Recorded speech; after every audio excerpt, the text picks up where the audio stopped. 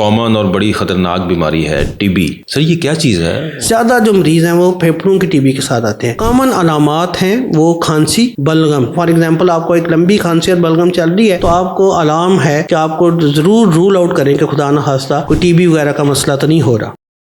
ایک بڑی کامن اور بڑی خطرناک بیماری ہے ٹی بی. جی سر یہ کیا چیز ہے اور کتنی اس کے پاکستان میں کتنی ہے، کتنے لوگوں کو یہ ہو چکی ہے؟ اچھا دیکھیں جی، ٹی بی ایک انفیکشس ڈیزیز ہے جو جسم کے مختلف اعضاء کو متاثر کرتی ہے، اور سب سے کامن جو اس کا ٹارگٹ ہے وہ لنگز ہے. اور اگر دیکھا جائے پاکستان، تو پاکستان دنیا میں اس وقت ٹی بی برڈن کے لحاظ سے 5ویں نمبر پہ ہے. اچھا، یہ ایک انفیکشس ڈیزیز ہے جو ایک دوسرے سے دوسرے بندے کو لگ سکتی ہے. تو ہمارے ملک میں تو کافی الارمنگ سچویشن ہے ٹی بی کی. جیسے میں نے بتایا کہ یہ کامنلی لنگس کو انوالو کرتی ہے، لیکن اس کے علاوہ باقی جو جسم کے اعضاء ہیں جیسے گلٹیاں ہیں، جو لیمف نوڈس جن کو ہم لوگ کہتے ہیں، وہ انوالو کر سکتی ہے.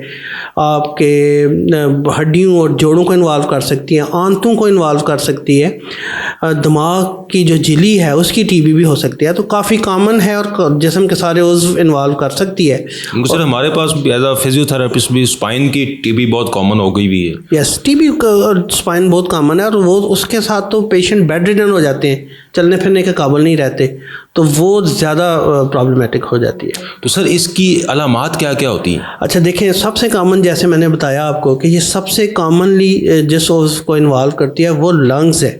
زیادہ جو مریض ہیں وہ پھیپھڑوں کی ٹی بی کے ساتھ آتے ہیں.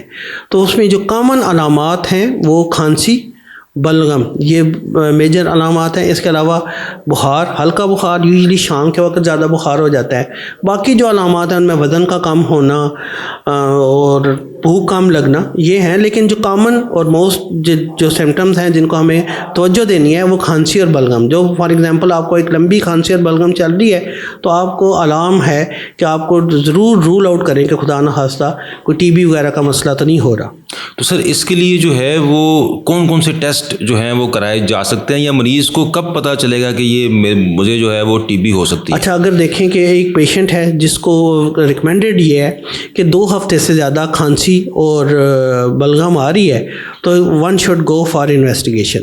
جو پہلی انویسٹیگیشن ہے وہ ایکس رے ہے. سمپل انویسٹیگیشن ہے جو فریلی اویلیبل ہے، ہر جگہ سے ہو رہی ہے. تو سب سے پہلے آپ ایکس رے کراتے ہیں اور اپنے ڈاکٹر کو ملتے ہیں. اگر ایکس رے کے اوپر ایب نارمیلٹی کوئی آتی ہے تو پھر اس کی تشخیص کو کنفرم کرنے کے لیے بلغم کا ٹیسٹ ہم ایڈوائز کرتے ہیں. بھئی آپ کو جو بلغم نکل رہی ہے اس کو آپ چیک کریں اور بلغم میں دیکھیں کہ ٹی بی کے جراثیم تو نہیں ہے، اور جب ٹی بی کے جراثیم اس میں مل جائیں تو پھر ہم اس کو ٹی بی کا علاج کرتے ہیں. تو پہلا جو سٹیپ ہے that is chest X ray اور پھر بلغم کا ٹیسٹ ہے. اچھا سر، یہ کیا بہت پرانی بیماری ہے؟ اچھا، ٹی بی جو سی ہے نا، اگر ہمیں دیکھا جائے اس کی ہسٹری پہ تھوڑی بات کریں تو کافی پرانی بیماری ہے یہ. اگر جو ایجپشین ممیز ہیں ان میں بھی یہ ہوئی تھی. اسی طرح ہپوکریٹ نے بھی اس کے بارے میں بات کی تھی. یعنی کہ یہ فرعونوں کی بیماری ہے تب سے چلی آ رہی ہے. ممیز میں بھی آئسولیٹ ہوئی تھی.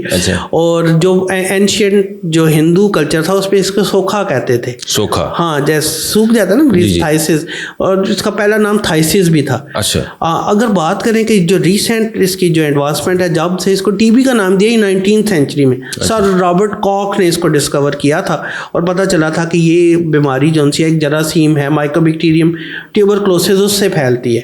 پھر اسی کے بعد اس کا علاج اور تشخیص ہوئی اور پھر آگے معاملات. ہمارے قائد اعظم محمد علی جناح جو سے، ہاں، ان کو بھی انفارچونیٹلی ٹی بی تھی، اور اس وقت ٹی بی کی بہت سارا علاج ایجاد نہیں ہوا تھا. 1-2 دوائیاں تھیں جو ان کو ملی تھیں، لیکن انفارچونیٹلی وہ سروائیو نہیں کیے تھے. کیا یہ قابل علاج بھی ہے؟ دیکھیں، ٹی بی آج کل بالکل قابل علاج ہے. ٹی بی قابل علاج ہے، اور اگر ہمیں ٹی بی تشخیص ہو جائے تو فوری طور پر سب سے پہلا کام ہے کہ آپ علاج شروع کر دیں تاکہ آپ کی بیماری رک جائے، مزید پھیلے نہ. جسم کے اگر ایک عضو انوالو ہے تو باقی نہ انوالو ہو جائیں. ٹی بی کو ہم روک دیں، ٹھیک ہے، تو وہ علاج شروع کر دینا چاہیے. اس سے آپ کا بھلا تو ہوگا ہی ہوگا، آپ کی بیماری ٹھیک ہوئے گی. آپ اگر علاج کریں گے تو آپ دوسروں کے لیے بھی وہ ٹی بی نہ پھیلانے کا باعث بنیں گے، جس سے معاشرے میں ٹی بی پھیلے گی نہیں. کیونکہ سر اگر گھر میں ایک فرد کو ہے ٹی بی، جی، تو وہ تو سب کو ہی ہو سکتی ہے. اگر آپ کو کسی کو ٹی بی تشخیص ہو گئی ہے ظاہر ہے وہ خطرہ ہے دوسرے لوگوں کے لیے. تو ہم یہی ریکمینڈ کرتے ہیں کہ اگر آپ کو ٹی بی تشخیص ہو گئی ہے تو پیشنٹ کو پہلے 15-20 دن آپ ضرور آئسولیٹ کر دیں, ماسک پہن لے, جگہ جگہ تھوکے نہیں, اور ٹی بی کی دوائی لگاتار کھائے. تو 2 ہفتے اگر لگاتار دوائی کھا لیتا ہے پیشنٹ تو پھر وہ دوسروں کے لیے خطرہ نہیں رہتا. اچھا ہاں, لیکن یہ ہے کہ دوائی لگاتار کھانا جو ہے دیٹ از ویری امپورٹنٹ. تو سر جس گھر میں جس فرد کو ٹی بی ہے کیا اس کے باقی گھر والوں کی اسکریننگ بھی ہونی چاہیے؟ اچھا دیکھیں, جس ہمارے خطے میں جہاں ٹی بی بہت زیادہ پھیلی ہوئی ہے وہاں اسکریننگ کا کانسیپٹ نہیں ہے.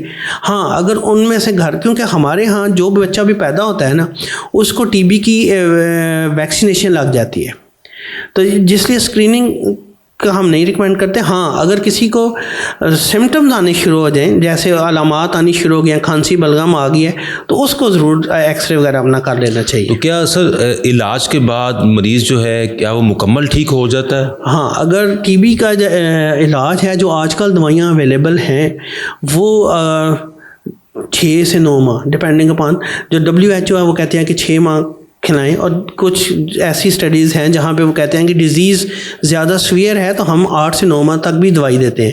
تو ان کے کھانے کے بعد مریض بالکل پرفیکٹ ہو جاتا ہے, ٹھیک ہو جاتا ہے. تو اس کا یہ ہے کہ دوائی کا علاج فوری طور پہ شروع کر دینا چاہیے, اور دوائی کھانے سے مریض بالکل ٹھیک ہو جاتا ہے. جی بہت شکریہ سر, تھینک یو.